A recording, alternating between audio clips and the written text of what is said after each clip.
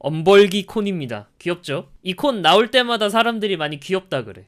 자, 일단은 이거 마지막으로 요거 공통점이 뭔지 아십니까? 이 세 나라에는 공통점이 있어요. 해양 패권을 기반으로 했다. 정답입니다. 해양 패권을 장악해서 제국이 되었거든요.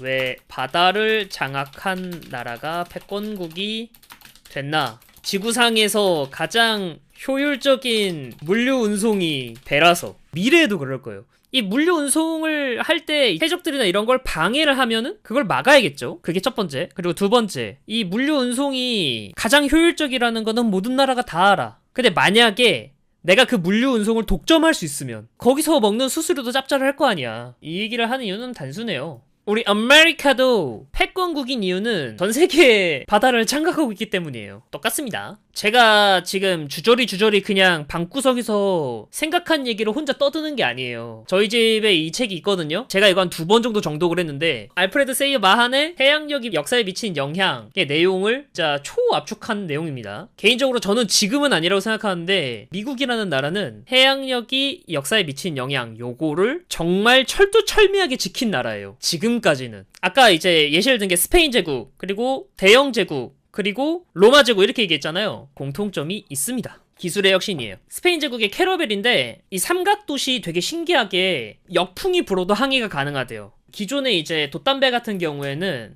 바람이 만약에 역풍으로 불면은 배가 제대로 된 방향으로 안 가잖아요. 근데 삼각돛 같은 경우에는 역풍이 불어도 이런 식으로 지그재그를 하면서 어쨌든 간에 나아갈 수 있어. 그래가지고 이제 아메리카 대륙까지 넘어갈 수 있었던 거예요. 자, 그럼 드레드노트는 왜 가져왔냐? 드레드노트는 상징 같은 존재입니다. 과거 전함들을 얘기를 할 때 전 드레드노트급이냐 혹은 드레드노트급이냐 그리고 슈퍼 드레드노트급이냐 이렇게 말하는 기준점이 돼요. 얘가 HMS 드레드노트입니다. 저는 지금 기술 혁신을 얘기하는 거예요. 이 두 개의 공통점은 당시 혁신, 패러다임의 전환을 얘기를 하는 거예요. 이 삼각돈에서 원양 항해를 하면은 다른 대륙까지도 넘어갈 수 있다. 식민지 지배를 할 수 있다. 그래서 막대한 부를 쌓을 수 있다. 첫 번째 혁신이고요. 자, 두 번째 드레드노트는 해양 패권을 잡기 위해서 강력한 전함이 필요한데 그 전함의 기준점이 되는 어떤 혁신을 개발했잖아. 그래서 이제 대영 제국이 전성기를 맞이했고요. 그럼 미국도 당연히 있겠지. 미국은 얘가 있고요. 그리고 저는 개인적으로 얘도 같은 거라고 생각합니다. 미국은 이 둘이라고 생각해요. 제가 이제 아까도 예시를 들었던 거는 바다를 장악하기 위해서 어떠한 기술적 혁신을 다 가지고 있다는 소리예요. 이해가 안 간다 그러면 이거라고 생각하면 돼요. 지금까지 말한 게 다 요 얘기거든요.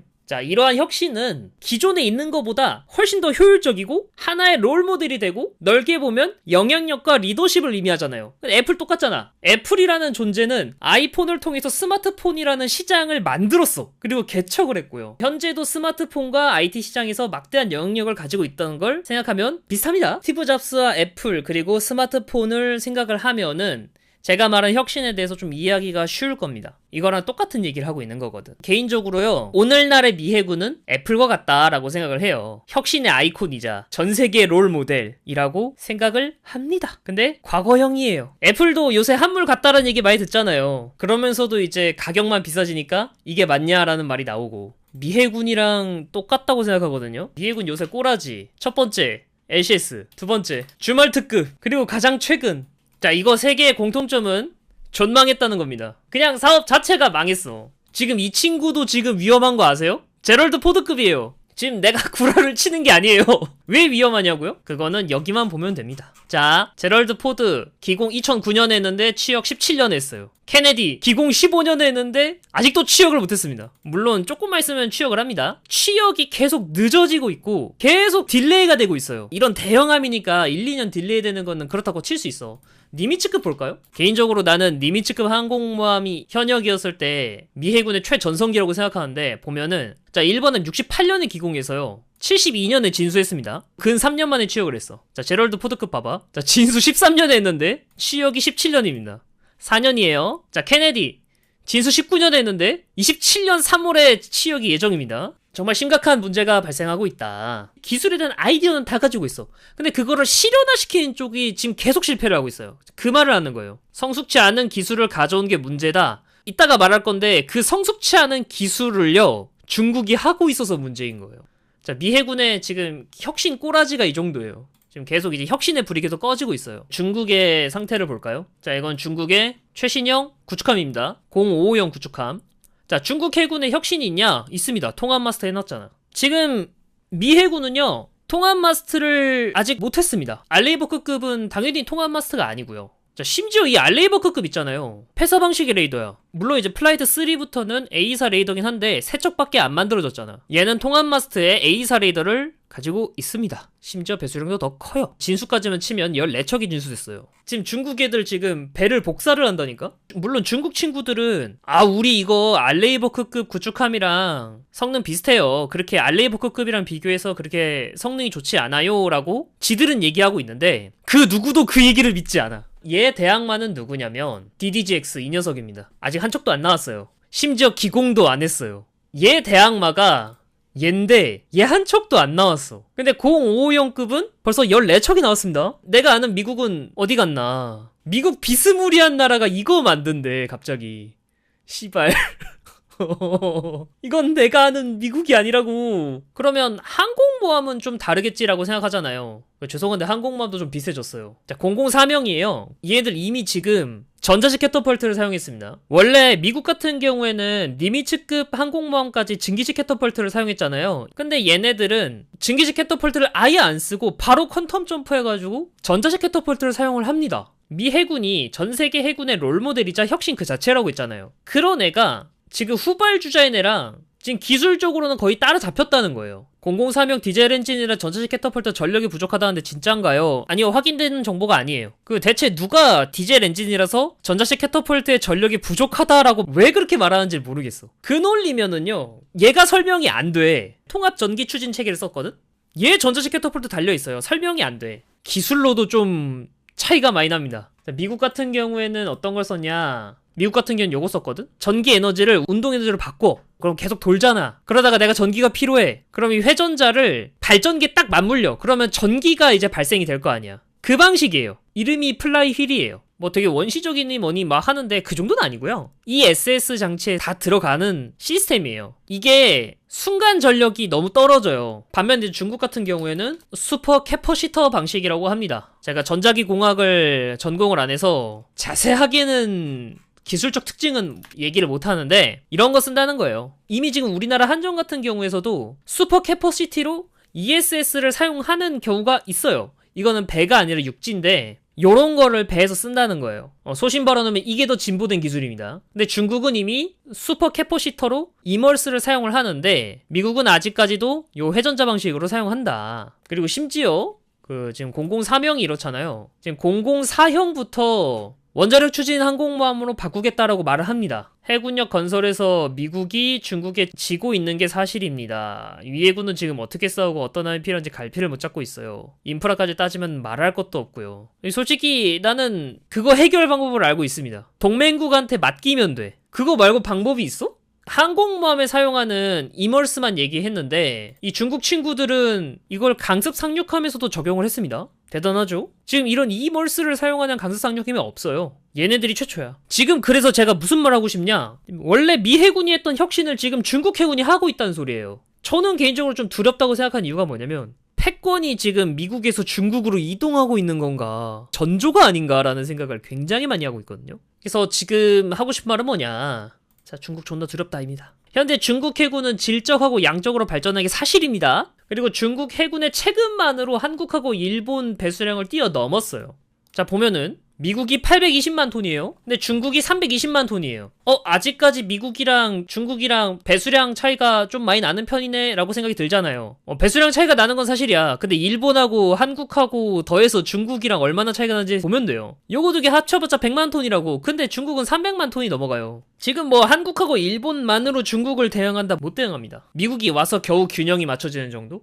물론 이것만 봐서 안심하면은 진짜 개 노답인 사람들입니다. 진짜 내가 앞에 그렇게 얘기한 맥락이 있는데도 불구하고 요거 딱 보여줬다고 그래 아직까지 미국이 중국 해군보다 총톤수가 앞서는구만 다행이야 라고 생각하면 진짜 좀 무식한 사람이라고 생각하고요. 미국은 지금 이 820만 톤이 있는 건 사실이야. 있는 건 사실인데 지금 이 820만 톤의 대부분이 지금 노후화된 배잖아. 그리고 요걸 대체할 배가 지금 줄줄이 다 망했잖아. 그걸 생각해야 된다고. 중국 같은 경우에는 지금 이 배수량을 채우는 게 다 신형함들이에요. 이 차이가 있어요. 그러니까 앞으로 2030년, 2040년이 됐을 때 얼만큼 유지가 될까를 생각을 해야 되죠. 솔직히 금방 따라잡을 수 있다고 생각을 합니다. 그래서 두렵다는 거예요. 총톤수 820만 톤이 전 세계에 흩어져 있잖아요. 중국 같은 경우에는 동중국해 압축으로 모여있고, 물론 이제 미국도 아시아의 회기니 뭐니 해가지고 대다수의 전력을 태평양 함대 또 몰빵하는 짓을 했긴 했는데, 그럼에도 불구하고 전력이 분산돼 있는 건 미국의 엄청난 단점이란 말이죠. 이렇게 말하는 사람도 있어. 야, 중국 해군이 질적으로 그리고 양적으로 발전한 건 사실이야. 그건 인정해. 근데 내가 싹 다 얘기한 거 중국이 뭔가 개발한 기술적 혁신은 아니지 않냐. 호들갑을 너무 떠는 것 같다 뭐 이렇게 말씀하시는 분들도 있거든요. 사실 그 논리면 이분도 사실 혁신은 아니거든요. 그 논리로 따지면 애플도 혁신 기업은 아니야. 애플이 했던 일도 진짜 세계 각 분야에 존재했던 기술들을 그냥 유기적으로 하나의 제품으로 묶어놓은 거예요. 그게 스마트폰이란 개념인 거잖아. 생각을 해봐. 애플이 만든 게 뭐가 있어. 근데 지금 이런 시스템을 만드는 짓을 중국이 하고 있다고요. 미국이 예전에 그걸 했었는데 중국이 하고 있다. 물론 이렇게 말하니까 되게 미국이 족박같이 보이는데 아는 분은 아시겠지만 저 진짜 중증 밑봉이거든요. 내가 생각하는 밑봉이 언제냐, 이때를 얘기하는 거예요. 렉싱턴급 항공모함입니다. 그리고 노스캐롤라이나입니다. 이때예요. 와 역시 미국이야 하는 거. 자, 왜 얘기하냐, 기술적으로 엄청난 진보가 있었기 때문이야. 왜냐, 이 렉싱턴급 항공모함 터보 일렉트릭 추진체계를 사용했거든요. 자, 이게 터보 일렉트릭인데 뭔 원리냐, 이 터빈으로 발전기를 돌려. 그럼 여기서 전기가 나올 거 아니야. 이 전기를 이 전기 모터에 전선으로 연결해가지고 모터를 돌려서 프로펠러를 돌려요. 이거 어디서 많이 봤는데 라는 생각이 들죠. 엔진으로 직결해서 돌리는 게 아니야. 전기로 돌려요. 기존에 원래 선박은 어떤 원리냐면 터빈을 때려가지고 여기서 어떤 회전력을 그대로 이제 프로펠러랑 연결해가지고 배를 움직였단 말이야. 근데 렉싱턴급 항공모함, 미국의 흔히 말하는 표준 전함들, 그런 표준 전함들은 전부 이런 방식을 사용을 했어요. 대단하지 않습니까 진짜? 이게 진짜 혁신이에요. 그리고 이 렉싱턴급 항공모함은 단측식 경락고를 사용했거든요. 거기다가 이때 당시에 항공기는 무조건 미래에 더 커질 것이니까 배를 무조건 크게 만들어 놓고 설계에 엄청난 여유를 뒀단 말이야. 정답이었죠. 이 렉싱턴급 항공모함은 콜세어 같은 비행기도 운영을 하는데도 문제가 없었습니다. 이런 이제 기술적 혁신만 있냐? 그게 아니지. 자, 평갑판형 구축함,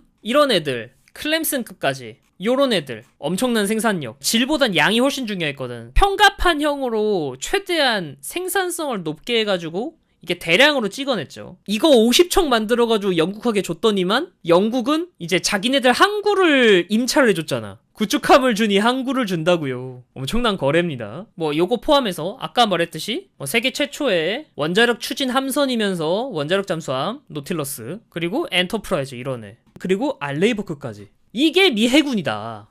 원래 미 해군은 이랬다. 근데 요새는 이러지 않는다. 내가 알던 미국은 과연 어디로 간다.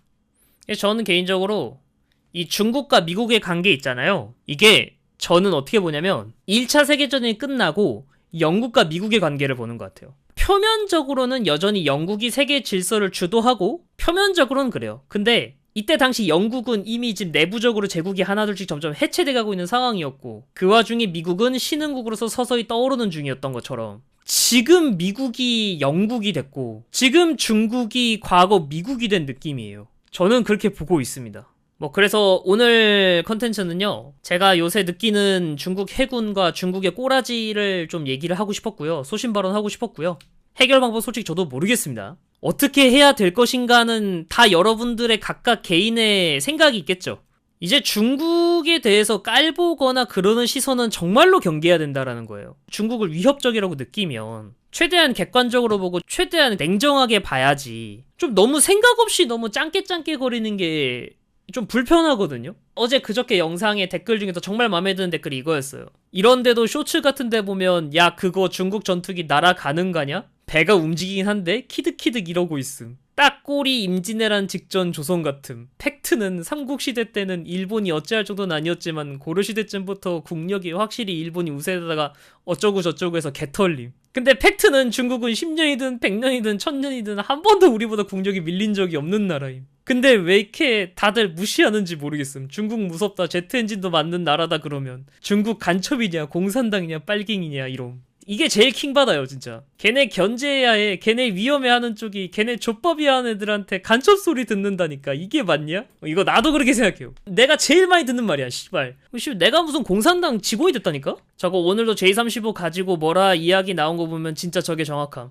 아니 근데 이거 너무 낚시잖아. 아니 씨발 제목부터가 족같은데. 자 이거 썸네일 보잖아? 자 썸네일 봐봐. 85조 쏟아부은 중 짝퉁 전투기 7분짜리 스텔스 J35 이러잖아. 내가 맨 처음에 이걸 봤을 때 아 얘네들 그 전투기에 심장병 있어가지고 진짜 비행을 7분밖에 못하나 이 생각을 했거든? 씨발 항모에서 900km 떨어지면 작전 가능 시간이 7분이다. 아니 씨발 당연한 거 아니야 이거는.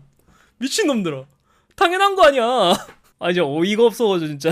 K2 전차 전쟁 시 대구에서 전방까지 못 가. 씨발 진짜네. 이게 맞나 싶긴 해요 솔직히 말해서. 이러고 있다니까. 이게 열받는 부분이에요.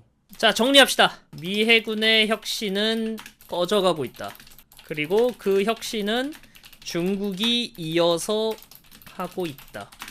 이건 과거 영국에서 미국으로 패권이 넘어가는 겹쳐 보인다.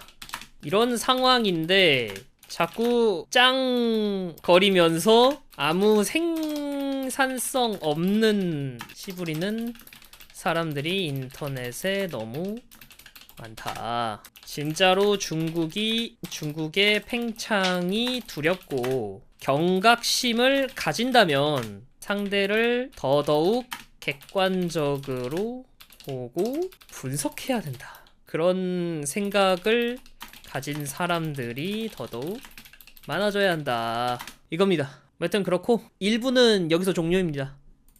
잠깐 쉬었다가 2부 갈게요.